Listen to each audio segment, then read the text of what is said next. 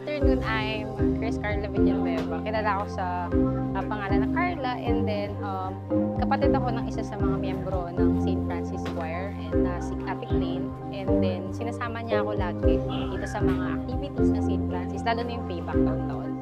Since 2018, ang unang-unang kong payback ay yung nasa Mindoro din ako. So sa Baco, Mindoro, yun yung unang payback ko nung umakyat kami sa Baco.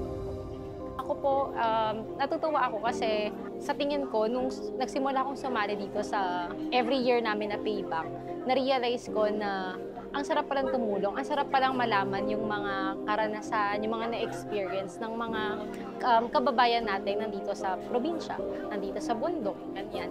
And doon ako na-inspire. Na-inspire ako lalo mag-aral kasi nasa yung field ko nasa service din. So, nakaka-inspire po na malaman yung mga bawat kwento ng bawat isa.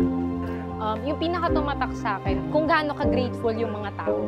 Like yung mga katiting na binibigay namin. Kasi yung mga kami, mga nag-aaral, nag-work na now, and nakakapag-donate na ng mga kung ano yung kaya namin. Hindi namin alam na yung mga maliliit na bagay na binibigay namin. Grabe pala yung thankfulness, yung gratefulness ng mga taong nakakatanggap. And yun yung pinaka-fulfilling sa amin. Sa mga gustong mag-volunteer pa,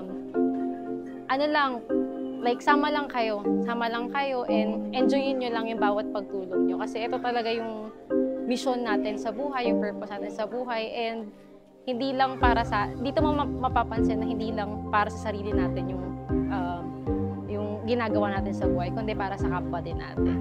Maraming salamat sa St. Francis Choir sa pag-invite sa akin taon-taon, sa pag-accept sa akin na mag-volunteer dito, makisali sa mga program. Ayan. Maraming salamat po sa mga tumanggap sa amin dito na teachers, yung mga pastoral council ng parokya dito, and si Father John. Maraming salamat sa lahat ng nag-endorse at sa lahat ng mga sponsors po ng Kabibak.